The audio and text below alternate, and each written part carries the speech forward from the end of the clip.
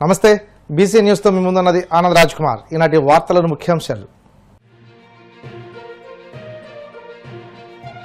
ప్రొద్దుటూరు నియోజకవర్గ టీడీపీ కార్యకర్తలతో లోకేష్ సమావేశం. వైసీపీ హయాంలో ఎన్ని రకాలుగా ఇబ్బంది పెట్టినా పార్టీకి అండగా నిలిచింది కార్యకర్తలేనని వెల్లడి.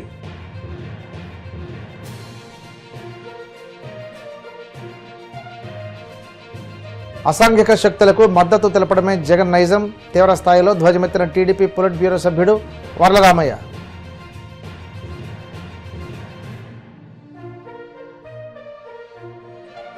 సాగునీటి ప్రాజెక్టులపై చంద్రబాబు పచ్చి అబద్దాలన్న శ్రీకాంత్ రెడ్డి. రాష్ట్రంలో క్షీణించిన శాంతి భద్రతలను కప్పిపుచ్చుకునేందుకే ఈ ఎత్తుగడలంటూ ధ్వజం.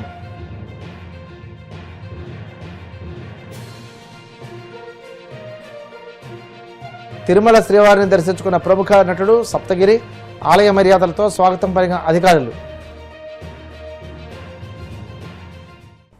గత వైసీపీ ప్రభుత్వ హయాంలో చంద్రబాబును ఇంటి నుండి బయటకు రాకుండా గేట్లకు తాళాలు వేయించారని, కానీ ఈరోజు జగన్ స్వేచ్ఛగా ఎక్కడికైనా వెళ్లేందుకు అనుమతిస్తున్నామని, ఇదే వారికి తమకు ఉన్న తేడాని మంత్రి టీడీపీ జాతీయ వర్కింగ్ ప్రెసిడెంట్ నారా లోకేష్ అన్నారు.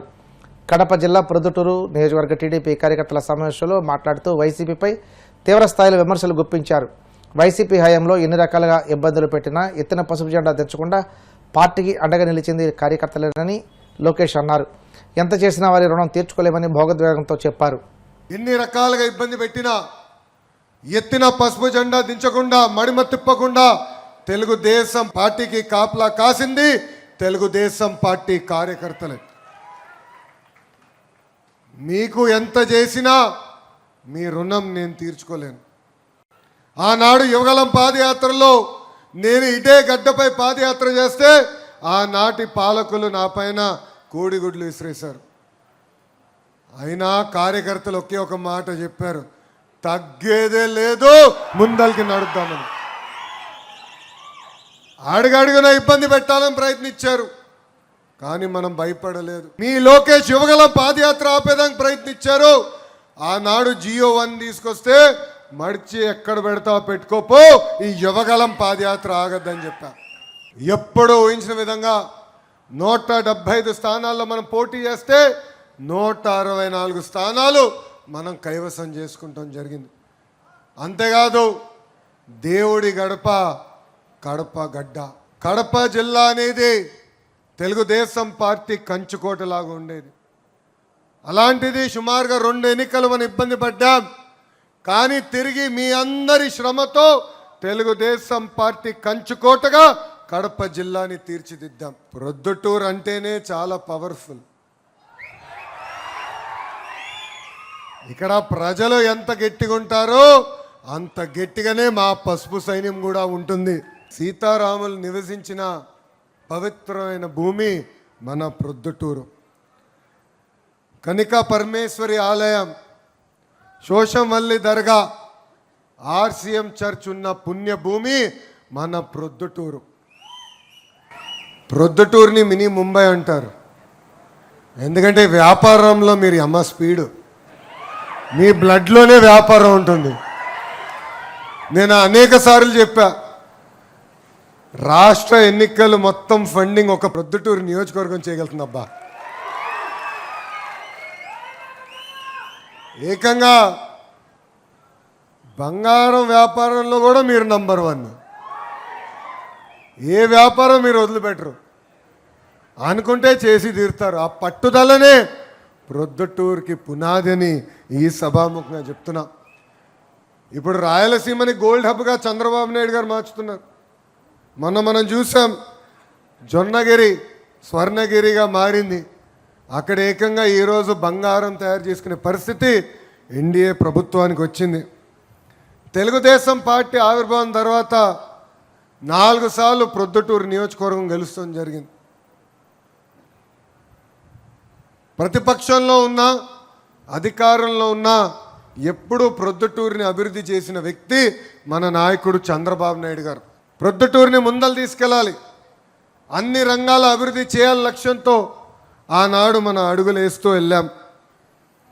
మీరందరూ ఒకటే గుర్తుపెట్టుకోవాలి, యువగలం పాదయాత్రలు నేను చెప్పా, రాయలసీమకి క్యాన్సర్ గడ్డ లాంటి వ్యక్తి జగన్మోహన్ రెడ్డి అని. 5 సంవత్సరాలు అధికారంలో ఉన్నాడే, కనీసం ఒక్క పరిశ్రమను తీసుకొచ్చాడా? ఒక్క పరిశ్రమ చేత ఎక్స్పాన్షన్ చేపించాడా అని అడుగుతున్నా. ఏమనంటే రాయలసీమ బిడ్డ అంటాడు. ఎంత అన్యాయం ఒక్కసారి ఆలోచించాలి. ఆనాడు బ్రాహ్మణి స్టీల్ అనే ఒక కంపెనీ తీసుకొచ్చాడు.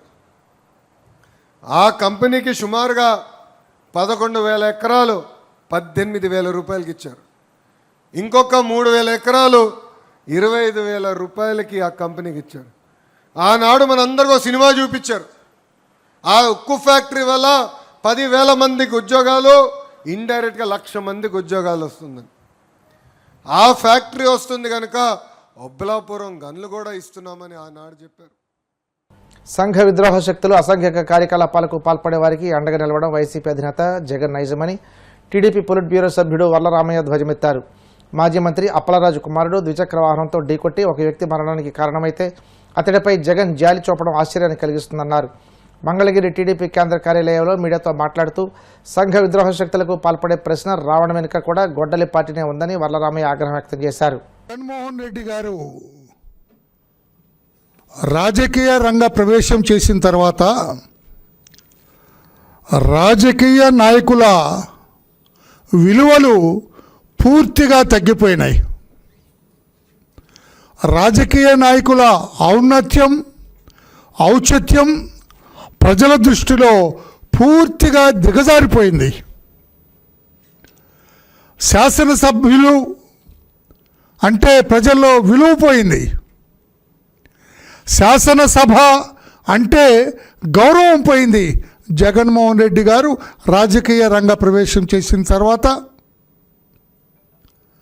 ఆయన శాసనసభలో ప్రవేశించిన తర్వాత, ఆయన ముఖ్యమంత్రి అయిన తర్వాత మరీ రాజకీయ నాయకుల విలువలు పూర్తిగా అధోపాతాళానికి పోయినాయని చెప్పడానికి చాలా బాధపడుతున్నాను నేను.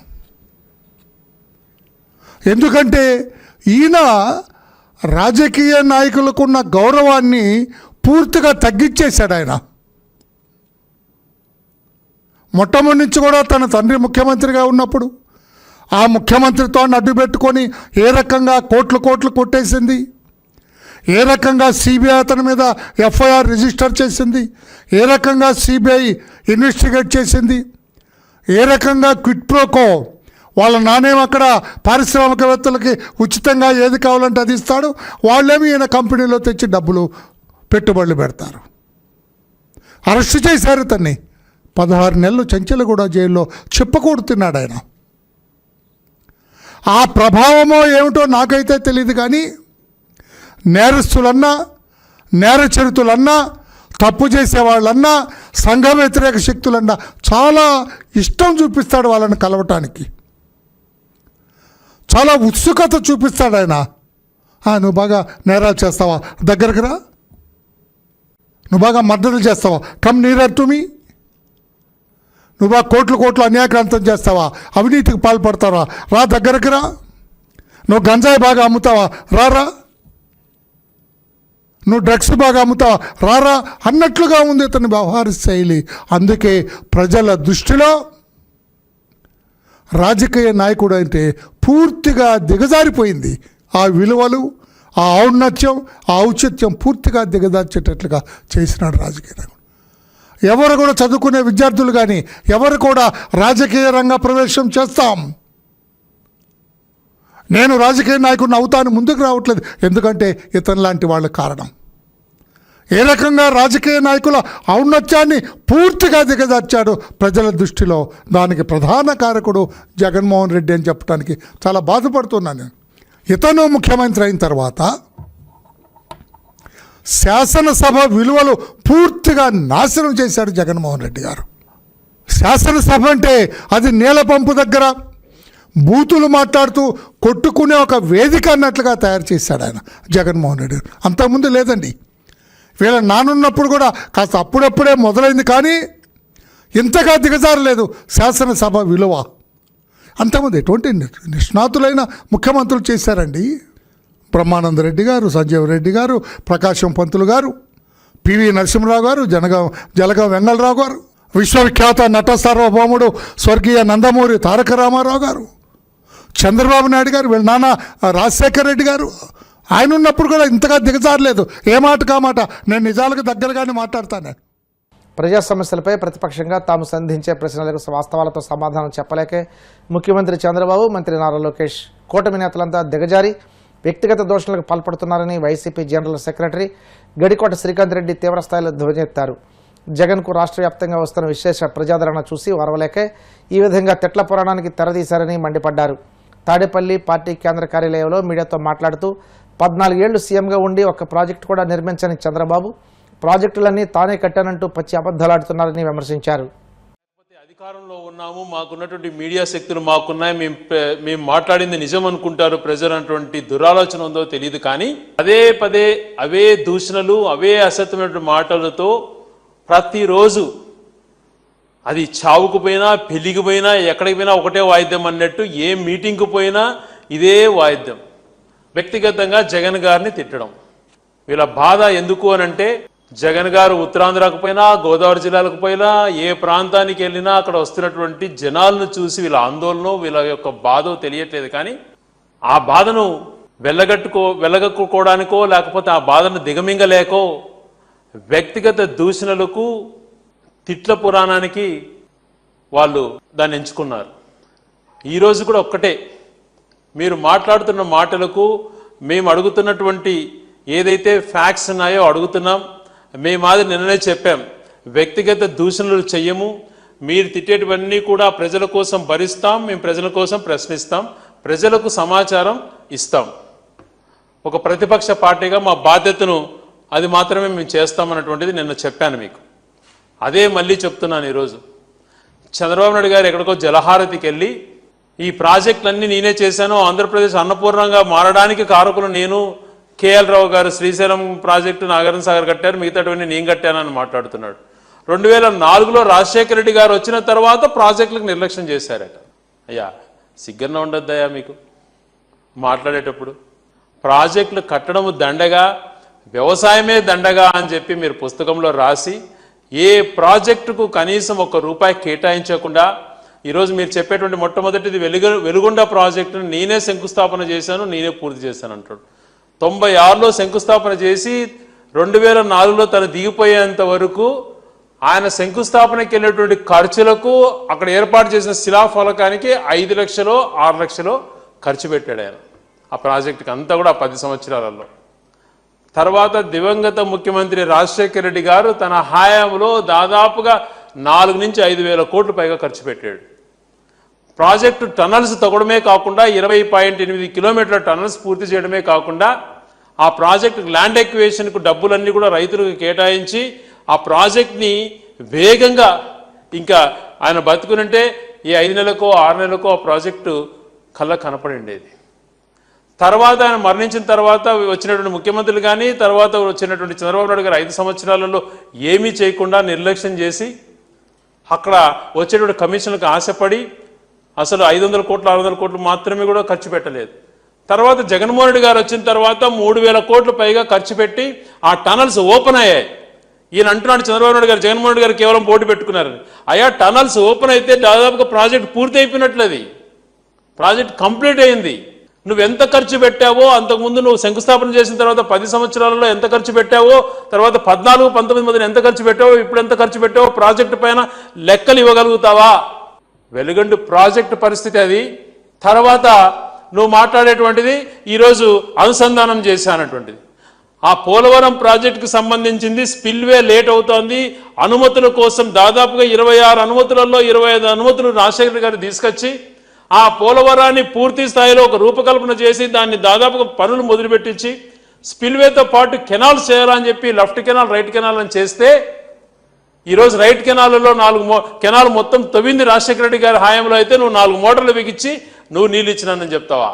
నువ్వు చెప్పేటువంటి రైట్ కెనాల్ పోలవరందే పట్టిసీమ అనేటువంటి పేరు పెట్టుకున్నావు. రాజశేఖర గారు తవ్వించినటువంటి లెఫ్ట్ కెనాల్ను పురుషోత్తం అని పేరు పెట్టావు తప్పితే ఇంకా నువ్వు ఏమీ చేయలేదు అన్నటువంటిది ఒక్కసారి ఆలోచన చేసుకో. ఇప్పుడు కాసేపు ప్రకటనలు.